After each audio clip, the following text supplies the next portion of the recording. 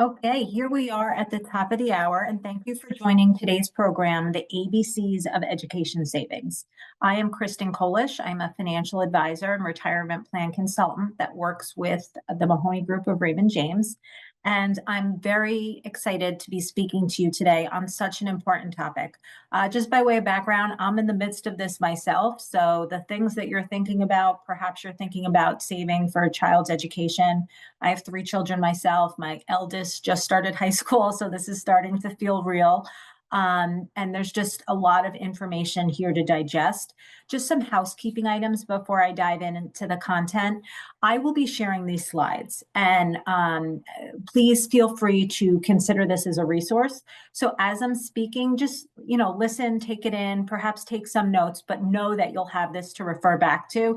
There will be a handful of slides that may not be visually appealing, but they have a tremendous amount of such important information.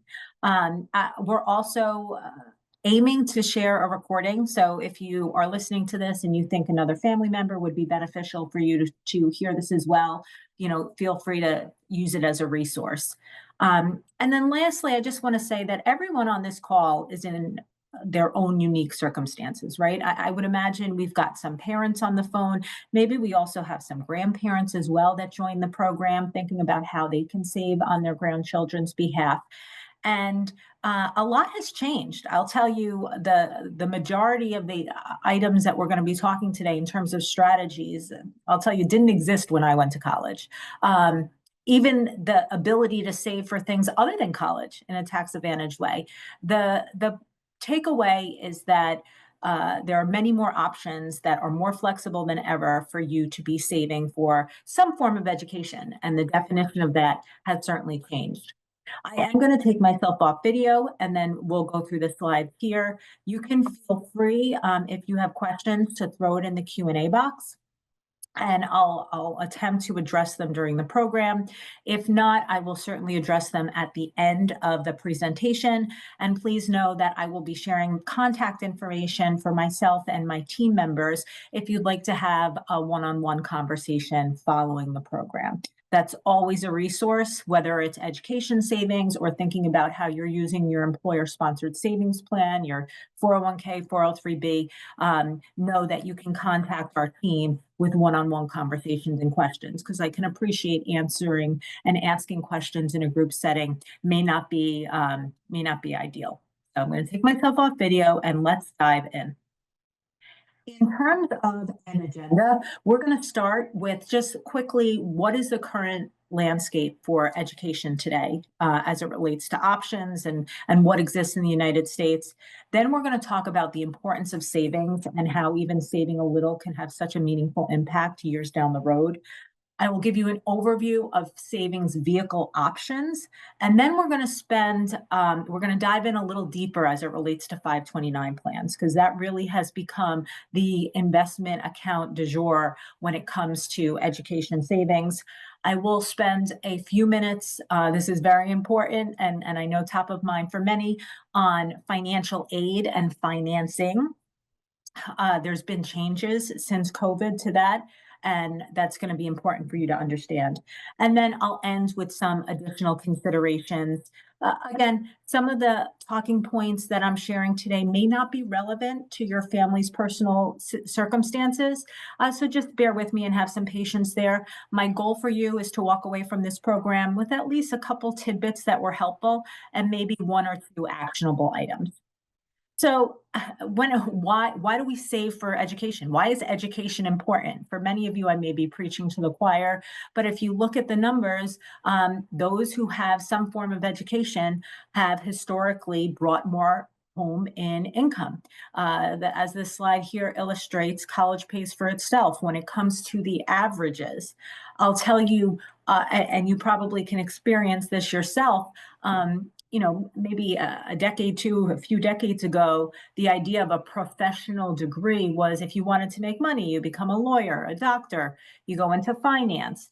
Well, now business owners make tremendous amounts of money, and that could be through a vocation. So I don't want you to come away from this conversation thinking that I'm telling you, college savings is the be all and end all. Even if it's saving for vocational school or just technical training, just getting getting smarter about something that's going to increase the likelihood that you're going to increase your income over time.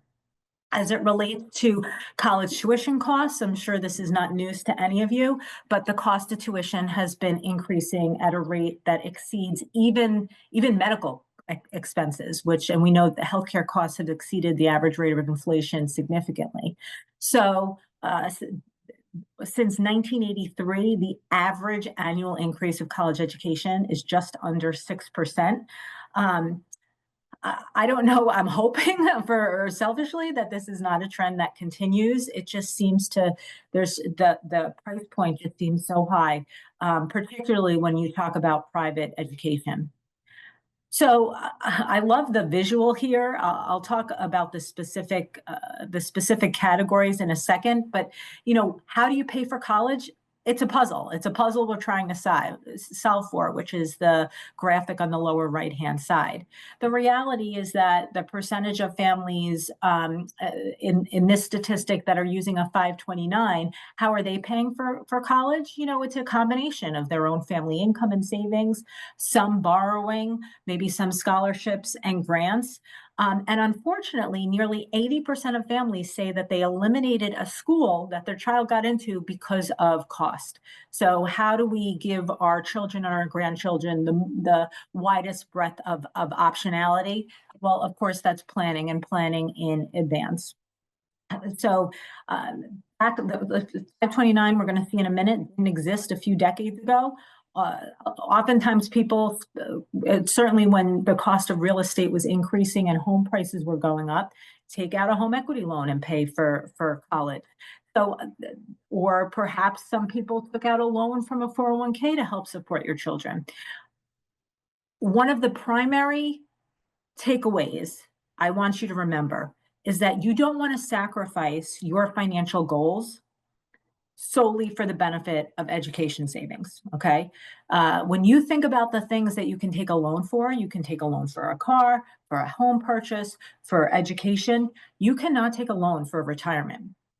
So keep that in mind, and keep in mind that what's likely is the funding of education is going to come through multiple sources here. Student loan debt has exploded, and no surprise, there's a high correlation between student loan debt and the inflation rate of the cost of going to college. What we're seeing is that the federal financial aid is much less in the form of an actual grant and much more in the form of a loan. That over the last few years, there's been a period where you didn't have to pay back, but that certainly could change. College education, while it's expensive, as I indicated before, in many ways pays for itself. I know this is a busy chart. What I want to share with you is the evolution of education savings. So when we look at this here, what do we see? We see that nearly 25 plus years ago, that's when the 529 plan was first developed. Now, remember, 529 plans, and I shouldn't say remember, this might be new information to you. A 529 plan is a form of college and education savings. However, it's not at the federal level. Those programs are sponsored on the state level. So it started out with 30 states, but now most states offer it. In 2001, federal government made official the full exemption for federal taxes. So what we're going to learn more about in a minute, and bear with me as we get through this, the magic of the 529 plan is that those dollars grow tax exempt if used for qualified education expenses. Okay, so that's something important to consider. And we needed in 2001 the Economic Growth and Tax Relief Act to make that official.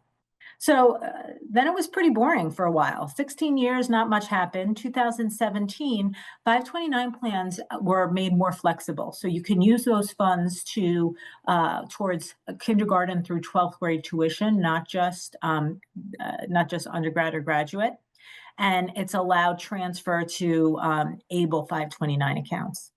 2 years later, the Secure Act, now you can use 529 funds for apprenticeships programs, of course, the theme being more and more flexibility. And most recently, the Secure Act of 2022 made 529 plans even more flexible by allowing you to convert a portion of those dollars to another type of investment vehicle, the Roth IRA, if the beneficiary did not fully use the funds. Enable 529, I see that question there, is for people with disabilities. Okay, the importance of savings. So there's going to be some parallels here between the education that you've heard in the past as it relates to your retirement savings and college education. The theme being the earlier you start, the less you'll have to save. So what this shows is that you started at birth, what $100 a month would accumulate to, $250, $500 a month is the purple bar. And that's by the time the child is college age.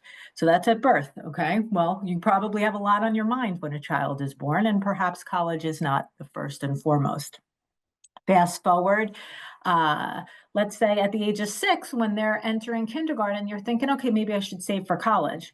Well, look at how much more you would have to save to get to the same ending balance there. And you know what? If you didn't get your act together until your child was in middle school, that leaves even more of a gap. So the message here, even if you're starting with just a little bit, it may not be feasible for you to be saving $500 a month, but every little bit certainly does count. And the reason why this works here, similar to retirement accounts, is of course the power of compounding interest.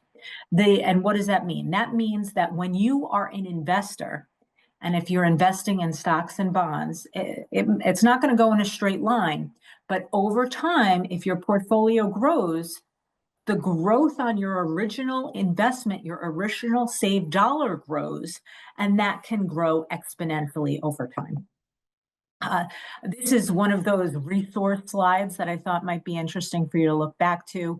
What it shows is the monthly investment that would be required to pay the various percentage of the total cost of a public versus a private college.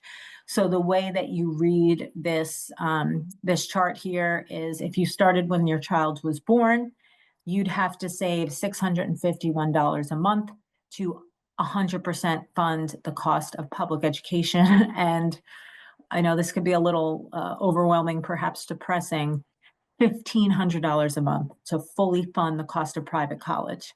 Now, for most of us, that's not feasible. And if you had those dollars and are not maxing out on retirement plans, that may be a place that you'd want to look. So what's the takeaway here? The takeaway is that the graphic of the puzzle is how you should be thinking about education savings and education funding, I should say. It's going to be, for many, it's a combination of a number of different things. The same theme shown a different way. This shows the projected cost of a newborn's public college education versus investing today. So I showed you, I illustrated already the difference between starting early versus waiting a few years. What this shows you is the cost of the same education if you were to invest and save for it versus if you were to take out a loan and then have to cover the cost of financing on that education. That's what is so really scary, quite frankly, about college debt, is that you could be going into a field where maybe you know what the trajectory is going to be for income, and instead of having saved $85,000 to fund the cost of a 4-year public education of $166,000, you didn't have the resources to do that. So that $166,000 cost actually is costing you nearly $100,000 more because of the cost of financing. So you could have the same education, you could go into the same job, and you compare someone who saved versus someone who took out a loan, and their starting out financial circumstances is so dramatically different. So just something to keep in mind. Baby steps. Let's talk a little bit about the different options you have to save. I've already mentioned the 529 plan a couple of times, and we are going to dive the deepest into that vehicle because I find that that is the most popular. There are other options. Taking out a distribution from a traditional or Roth IRA is qualified if it's for an immediate family member's education. So you could access funds that way. Of course, you could just save in brokerage or taxable accounts. You could open a UGMA or UTMA account, and that is a Uniform Guardians for Minors account. And those accounts are savings vehicles that don't have to be used for education. We're going to talk about the differences of these in a minute, but there are some restrictions there. And the Coverdell Education Savings Account, those were much more popular before 529 plans came into existence. Those are starting to get phased out because there's not as many benefits and as the 529 plan. So let's start there. What are the tax implications? I was so excited about this conversation. I might have spoiler alerted part of these takeaways in my opening remarks. But let me just take a minute and explain that a 529 plan, the contribution you make has tax-free growth potential while it's being invested. And then when you take a distribution for a qualifying education expense, it is also tax-free. So very impactful here. And as I mentioned before, the definition of qualified education expenses has become much more broad. So it includes many more different types of education. When it comes to a 529, there are two parties involved. There is the account owner and there is the account beneficiary. Okay, so the account owner, if you're a parent and you opened a 529 for your child, you are the account owner and the beneficiary is the child you have named. If, let's say, it's a grandparent opening a 529 for their grandchild, the grandparent is the owner of the assets while the grandchild is the beneficiary. From a financial aid perspective, I have a couple slides that are very detailed but really comprehensive that I'll share in a few moments. But the takeaway is that parental assets are considered, and this is any parental asset, there is a 5.6% weight of those assets that go into the FAFSA calculation. And that's what informs what the federal government says that you should reasonably be able to cover in terms of education cost. There's so many holes that you can poke in that system. Of course, it doesn't consider a cost of living. Perhaps you live in a more expensive area than others. And I think most people would take issue with what the federal government says you should be able to afford when it comes to education savings. Let's spend a minute on IRA accounts. A traditional IRA works similarly to a 401k and a 403b, where your dollars are invested on a pre-tax basis. They grow tax. Typically, they would go tax deferred if you were taking a distribution, let's say, to fund retirement. But there are penalty-free withdrawals that you can take for education when it comes to education. So in a pre-tax perspective, you are going to get taxed when you take the money out for education. The key is that you're not going to be penalized for a premature distribution. Okay, so let me say that again. You're making a contribution to a traditional IRA. It grows tax deferred because when you take it out, it is going to be taxed upon distribution. However, education is a qualifying withdrawal that would not assess a penalty. Similarly with a Roth, except almost in some ways the mirror image, you're making an after-tax contribution, and that is going to have tax-free growth. So when you take the money out, you're not taxed, and also penalty-free. So this gives you some flexibility, but my initial thought is that IRAs, if you're saving for retirement, let them be for retirement. The account is owned by the parent, and because you need to have W-2 income to make a contribution to an IRA. But what's interesting about this is that retirement assets are not counted in FAFSA calculations.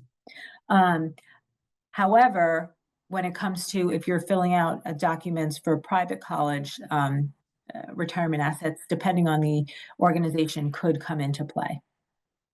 A Uniform Gift to Minors Act or Uniform Transfers to Minors Act. These are accounts that you can make for a child. And the difference between this and a 529, for one, The assets in this type of account is taxed at the child's tax rate, but it's not growing tax exempt like a 529. However, it does not have to be used for education. Higher balances could be tax unfriendly. Why? Because what's going to drive the tax rate of the account and the individual is the income, and higher balances would pay higher income. The parent is responsible for making decisions until the child's age of majority. However, this is the child's assets. And from a financial aid perspective, that's considered more heavily weighted to the FAFSA calculation, a 20% weight. The other thing with UGMA or UTMA accounts is that depending on the account, you could set the age of majority at, let's say, 18 or 21 years. If the child knows about the account, it's their money technically, once they each reach the age of majority, and then they would have the ability to do with the assets what they want. Lastly, the Coverdell Education Savings, very similar to the 529, except there's a $2,000 maximum annual contribution. There's also income restrictions. If you make over a certain income level, you are not qualified to make a contribution. So here are two more slides as it relates to resources that you may want to reference after the fact. It takes the 4 accounts that we talked about plus the taxable savings and compares the federal income tax, the gift tax treatment. We haven't talked about that yet. I'll get to it. The estate tax, I'll also get to that. Ability to change the beneficiary, whether there's an income restriction, what the qualifying expenses are that you can use the funds for, the impact of financial aid, the types of investments that are available, what might be considered a non-qualifying expense, and age restrictions. So these 2 slides are full of information. What do I want you to take away from this? Well, the first thing I want to mention, and I haven't yet shared this, is that with 529 plans, the account owner, let's say in this case the parent, does have the ability to change the beneficiary. So you can change it to another member of the beneficiary's family. So that is interesting. Perhaps, let's say your eldest gets a scholarship, they no longer need their $529. You can change the beneficiary to your younger child. So that does offer a certain amount of flexibility. That is the case with the 529 and the Coverdell Education Savings accounts. It is not the case for UGMA accounts. That's in the child's name, and ultimately those assets are going to go to the child when they reach that certain age. The other thing I want to mention, and for some of you this may not be relevant, but for others maybe for your own parents, if you're joining as a parent, if there's a grandparent in the picture, this is worth mentioning. 529 plans have become a very interesting estate planning vehicle. And the reason for that is that it's the only type of account that you can remove assets from your estate, however, still control who benefits from them and still controls the investing. So you may or may not be aware that the federal government allows you to gift a certain amount of assets. In 2024, it's $18,000 per person, $36,000 on a joint basis to anyone you want. And why is this relevant? Well, if when you pass, your estate is over a certain dollar amount, then your estate is going to be paying very hefty estate taxes. So the idea of gifting money during your lifetime is a strategy to reduce that. I'm not going to spend too much time here because in my experience, most of the attendees of this type of program are more concerned about saving for the purpose of education versus estate planning. But if this is relevant to you, or perhaps you know someone that you want to introduce this concept to, certainly feel free to reach out after the fact. I have included in this deck an appendix that speaks specifically to 529s and estate planning. So that's also will be available as a resource. Let's talk about qualifying expenses. With a 529, it's very flexible, and more flexible today than it was, as I mentioned, 30 years ago. The financial aid impact, ultimately, for any of these accounts, it depends. Is it a parent asset? Is the parent the owner, or is the child the owner?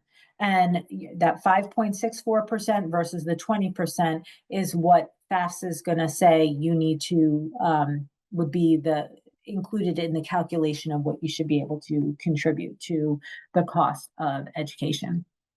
From an investment perspective, 529 plans are run on a state basis, so we'll talk about that in a minute. Usually there's a set menu of available investments, not dissimilar, honestly, to a 401k or a 403b plan. So I want to dive a little bit into 529. Some of this will be refreshers of my previous talking points. Some will be new. So essentially, a traditional 529, as I mentioned, is authorized by individual states. The earnings are not taxed when spent on qualifying educational expenses, and it can be used for many different types of education. There is I'd say almost like 529A. There is a subgroup of 529 plans that are considered prepaid college savings plans. If you know that your child is going to go to, if you know that your child is going to go to a specific college, let's say it's an in-state college of where you live, there are ways to pre-purchase tuition units to avoid the increased cost of inflation. So that's a prepaid 529 plan. I'd say that the usage of that is much, much smaller than the traditional 529. So what are the features here? If I was just doing a program about 529 plans, we'd talk about the tax benefits, which I have. We talk about the gifting and estate planning aspect, which we have, and the fact that the withdrawals are pretty flexible. I found that people sometimes are a little hesitant to make a contribution because maybe you're going to be restricted in the uses, but there's a lot of different between the ability to change the beneficiary and the wide breadth of options that you could use this education for. Let's say your child doesn't go to college, you could name yourself as the beneficiary and go back to school, not on a full-time basis. If you want to take a class at night, you could use 529 plan dollars as long as it's an accredited program or organization. So that's something that is very interesting. And one of the key benefits here, unlike other accounts, let's say like a deductible IRA or a Roth IRA, there are no income restrictions. So regardless of the amount of money you make, you can still make a 529 contribution. So the next handful of slides I'm going to run through pretty quickly. I'm going to share a myth and then a fact about the 529. So a myth I often hear is that 529s can only be used in the plan state. Meaning if I'm a New York resident, I have to use the New York 529 program. That is false. There are certain states where you may be incented to use their program because you might get a state tax deduction. New York is one of them. As a couple, you can get a $10,000 state tax deduction in total, not per child, for 529 contributions. But the reality is, it's all 529 programs are not created equal. Some state programs are more expensive than others, so it's worth doing your due diligence. I would start with your home state. Identify, is there a tax advantage to using your home state's plan? If not, then you want to look to see, okay, well, what is the strongest 529 state program? Myth that only parents can be an account owner, that's absolutely false. And for many reasons, grandparents, aunts, uncles, whoever, anyone who has a valid US tax ID and permanent address can open a 529 plan. You could even open one for yourself. Owning a 529 plan will impact the beneficiary's access to financial aid. Well, the access to financial aid is going to differ depending on who the account owner is, and we'll talk more about that. Some people may think, I make too much money to contribute to a 529 plan. What do we know? We know there's no income limit.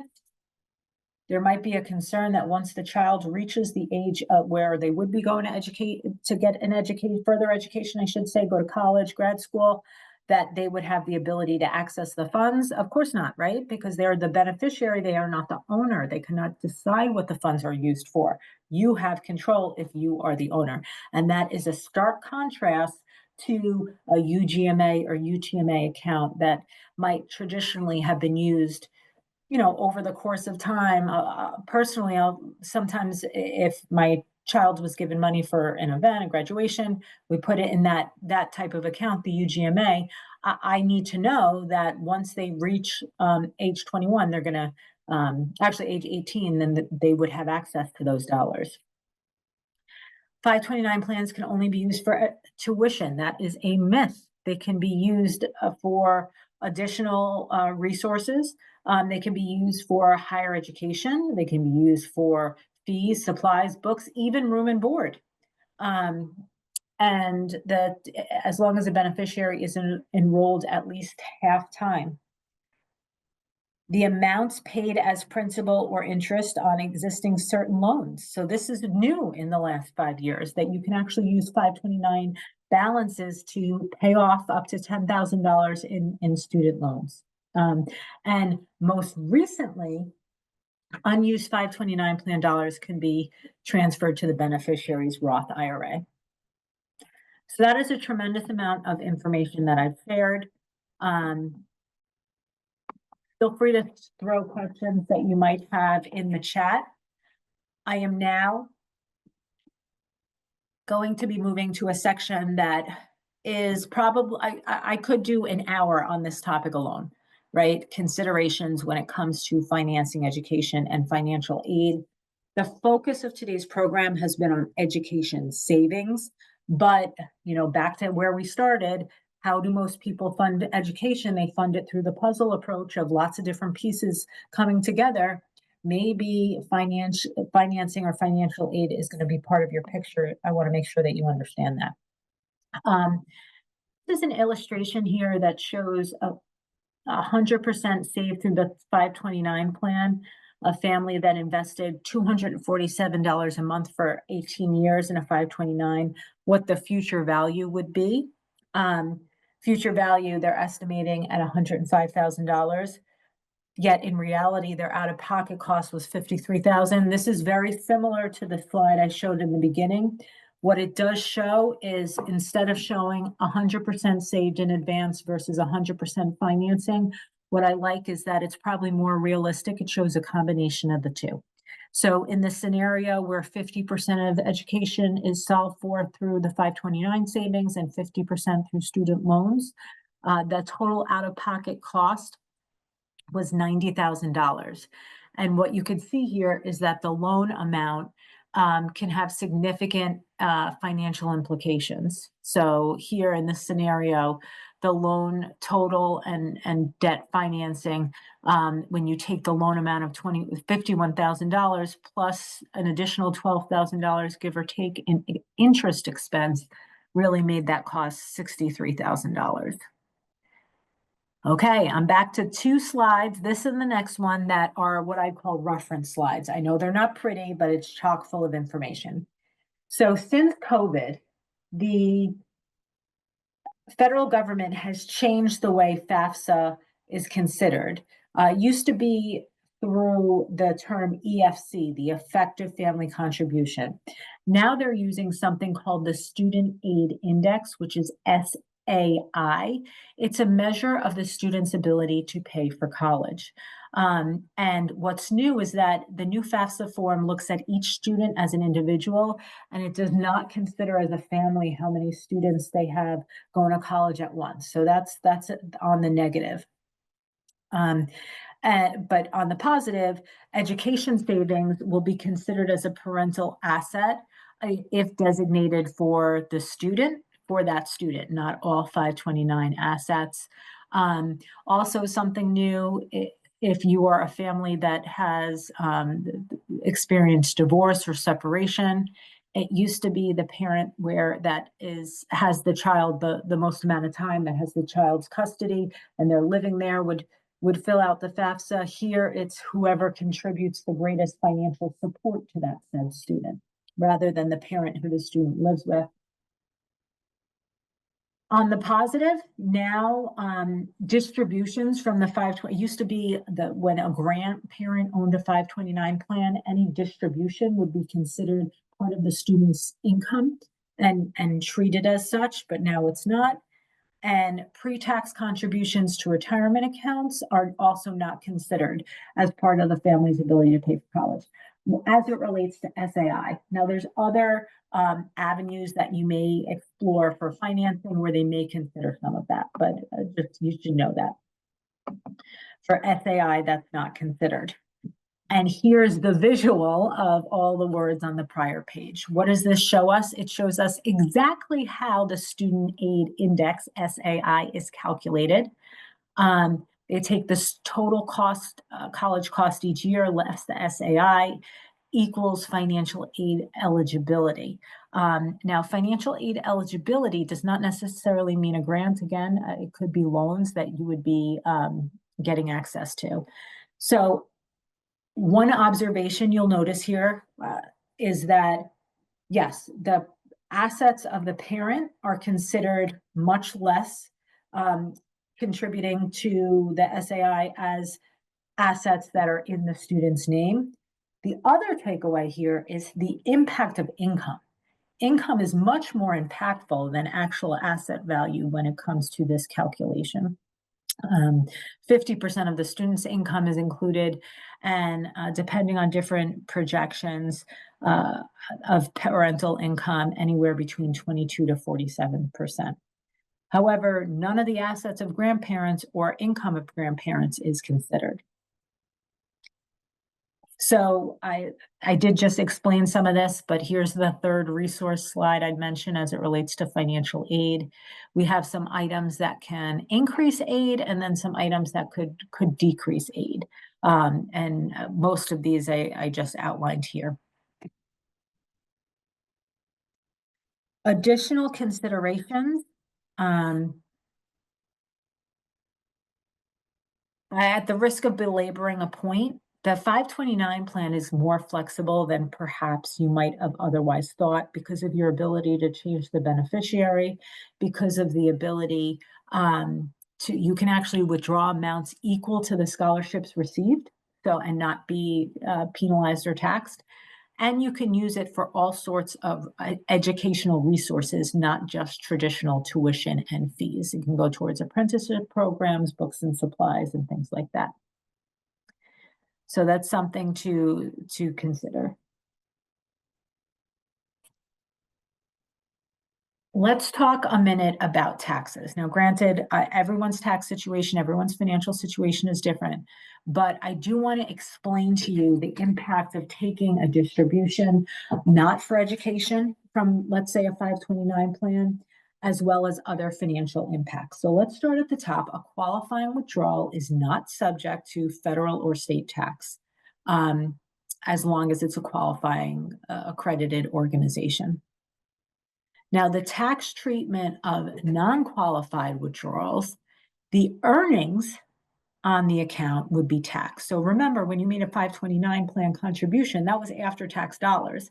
You did not get a federal deduction for that contribution. So only the earnings are going to be taxed. It's going to be at the ordinary income tax rate of the distributee plus a 10% federal penalty on the earnings. It does reduce the exposure to estate tax because it is considered a completed gift. You have the ability, if estate planning is your motivation, to forward gift. So what that means, I mentioned before that the annual gift exclusion is $18,000. You actually have the ability to contribute 5 years worth of gifts in one shot. So for instance, 2024, you can contribute $90,000 to a 529 plan using the next 5 years annual gift exemptions.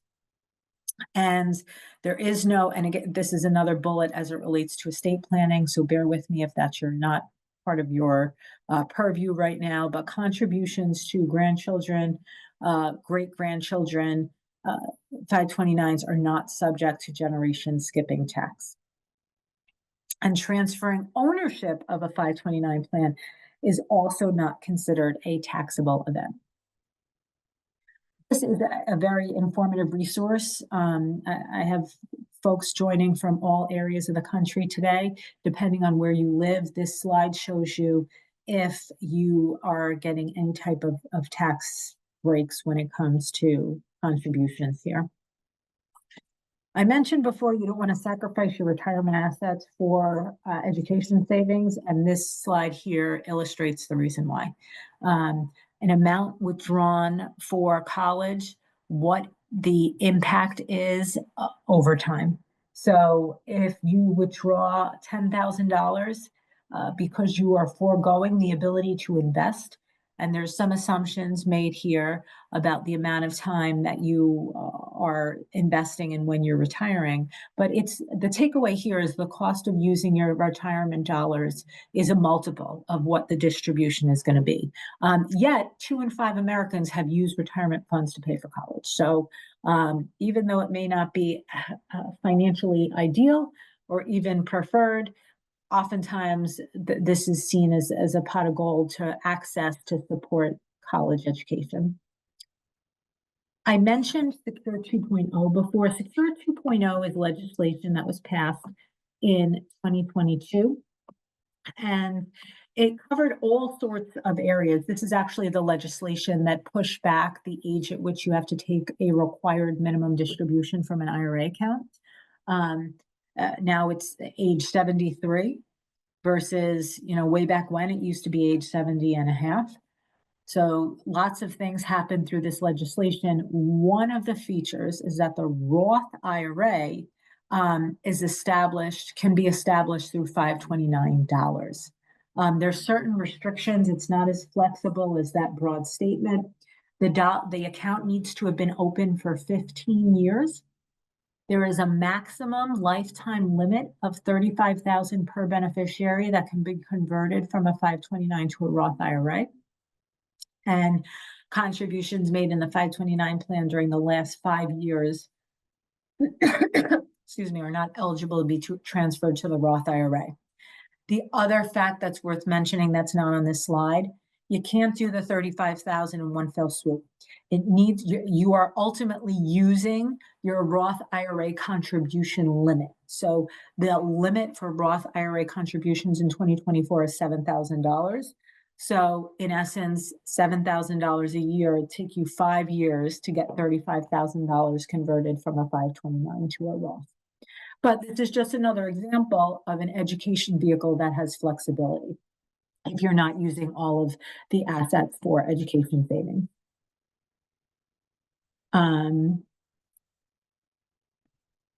This has more, that's in summary, the benefits of the 529 plan. I'm at a risk of belaboring a point here, but ultimately there's tax advantages, there's flexibility. You generally have retained control, and it makes college more affordable. So I'm sharing with you here contact information for myself and my colleagues, Kevin Mahoney, Steve Zakarchik, and Tom Small. We are 4 individuals that focus on the retirement plan clients. We have a 15-member team, so a deep bench when it comes to resources for you as the employee of a retirement plan client of ours. So please feel free to reach out and use us as a resource for any questions that you may have. I'm going to briefly, so if you do have questions that you'd like me to address now, please throw it into the Q&A box through the Zoom recording. As I give you a minute to do that, I just want to illustrate or show you in the appendix the information that I'm sharing. Additional information about using the 529 for estate planning purposes. This gives a visual here of the gifting. This slide here gives more information about the conversion of Roth IRA to a Roth IRA. And ultimately, this shows the benefit of saving and perhaps using a 529 for multiple generations. And then lastly, this might have more broad applicability for a specific segment. This shows you an outline for college preparation. So when you should be thinking about various things. So this does go beyond just financing education and kind of gets you thinking about, where should your head be at. high school junior, you're starting to think in the beginning of the year of all those required tests, standardized tests. Start to thinking about where you may be going to college, exploring that. Start to think about college essay. Oh my goodness, 2 years in advance. That seems aggressive, but that's really where that the expectation, because you're working with your guidance counselors and others to refine that. August 1st is when the Common App is released online. Just anecdotally, I'll tell you I'm involved in the school district where I live, and I've sat on scholarship committees. The PTA, the PTSA, Parent Teacher Student Association, offers scholarships. There's various, you'd be shocked at how many different scholarships are available. And there are years where we don't, like we have as many applicants as we do scholarships to hand out. And oftentimes, even though it's maybe it's $500, $750 in the grand scheme of things, you might be thinking, or your student, maybe not you, may be thinking, oh, what's $500 going to do? Spend the time and explore what different resources that you have available. During high school year, it's really the first semester, that's go time, where you can file the FAFSA October 1st. The CFS profile is for private schools, and then you could start to apply early. And then ultimately, when you make a final decision, the check's going to come due. You got to pay a deposit in May, and then start the process of tuition payments. So thank you for joining today. I'm going to check here. I am going to send out to everyone who registered this deck. I'll include my contact information. You know what? I do see one question here about 529s and the ability for children to know. And ultimately, no. I mean, if you share it with the child, you can. So that's something, but there's no way of them knowing. Another question I see here, and this is more administrative, operational, how do you make a contribution? Well, 529 plans, you can make, it doesn't have to be like, let's say your 401k or 403b, where it gets contributed through payroll deduction. You can have it automatically set up to go from either, in some cases, your paycheck or your checking account automatically dollar cost average. If you know that at a minimum you're going to be saving a certain dollar amount each year, I'd suggest automating it. But you do have the ability to send in one-time deposits to those types of accounts. And usually the limits are actually set by the state in terms of the total aggregate contribution that you can make to a 529, and it's typically in the hundreds of thousands of dollars. So it's, if you have the savings to fund, then you could do that $18,000 a year times 5. You get $90,000 in times 2. If you're married, $180,000. I think for most people, that's they wish that would be a wish. So if that is the case, please don't discount the benefit of contributing $50 a month, $100 a month. Ultimately, and I'm going to bring this back to overall financial planning. When I do retirement education, I like to share the concept of where your next dollar should go. Okay. My two favorite themes: where your next dollar should go, and just make your next right financial decision. I do want to acknowledge how overwhelming I can appreciate that this may feel. Like there are some big decisions that can be made, and you may feel like if I do something wrong, I'm not going to, we're not going to be on a good path. And in some ways, there's no right or wrong. It's a series of trade-offs. So it would be time well spent for you to think about, and if you're married, have a conversation about what are your financial goals? What's your retirement goal? Do you have a sense of what it's going to cost you to meet that goal? What is your perspective on education? I run into people who say, you know what, I want to fully fund. I've got some people who say, you know what, I took out loans and I turned out fine, and I expect my children to do the same thing. There is no right or wrong answer. But ultimately, the theme of saving And saving as early as possible is going to have magnifying impacts on your overall financial wellness and picture. So think about what are the things that you are saving for. Take a look at what your budget is today. And I know budget is kind of like a four-letter word. It's like saying I want to go on a diet. No one wants to go on a diet.